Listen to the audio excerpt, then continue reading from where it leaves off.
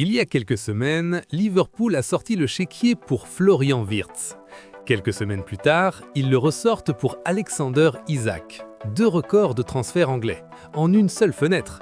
Et là, tu pensais qu'ils allaient souffler un peu? Non, Liverpool vient de poser 200 millions d'euros sur la table pour arracher Michael Olise au Bayern Munich. 200 millions pour un seul joueur. Et le Bayern a simplement répondu non. Voilà l'histoire. Avant de parler des chiffres fous, il faut comprendre pourquoi tout le monde veut cet homme. Olise, il est arrivé au Bayern il y a 2 ans en provenance de Crystal Palace pour 72 millions. À l'époque, certains ont levé un sourcil. Crystal Palace vers le Bayern, c'est un sacré saut. Première saison, 20 buts, 23 passes décisives en 55 matchs, titre en Bundesliga, intégration dans le 11 type de la compétition.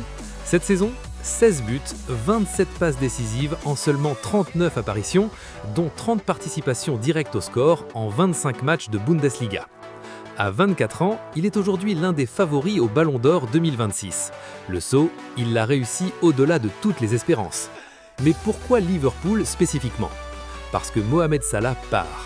Et Mohamed Salah, ce n'est pas juste un joueur qu'on remplace sur une fiche de poste. C'est une légende, un symbole, un créateur de danger à lui seul depuis des années. Pour Xabi Alonso, trouver le successeur de Salah, c'est le dossier mercato le plus important de l'été.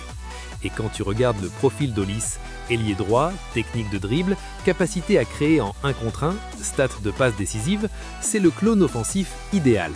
Pas étonnant que les Reds soient prêts à battre une 3e fois leur propre record de transfert. 3 records en 2 ans. C'est du jamais vu dans l'histoire du foot anglais. Mais Liverpool n'est pas seul. Le Real Madrid est lui aussi positionné, avec une offre estimée à 165 millions. Et là, on rentre dans quelque chose d'inédit. 2 des plus grands clubs du monde qui se battent pour le même joueur, avec des offres à 165 et 200 millions. Dans l'histoire du mercato, les joueurs dans cette situation ont presque toujours fini par partir.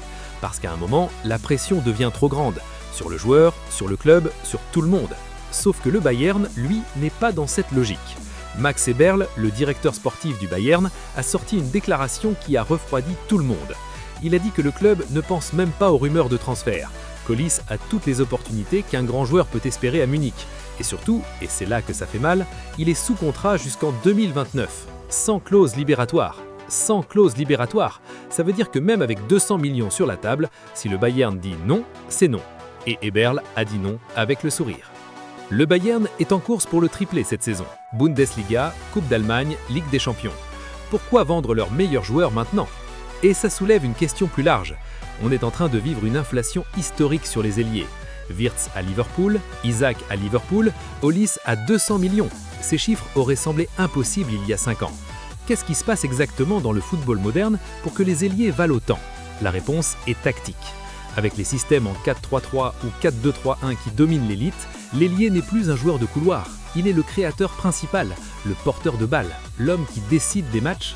Olise, Salah, Yamal, ils ne font pas que déborder. Ils font des passes décisives, ils marquent, ils attirent 2 défenseurs à la fois.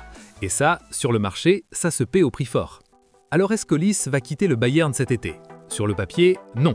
Contrat long, pas de clause, club en forme, mais dans le football, les situations évoluent vite. Si le Bayern rate son triplé, si Olise commence à regarder avec envie vers la Première Ligue, si Liverpool revient avec encore plus d'argent, rien n'est jamais vraiment fermé.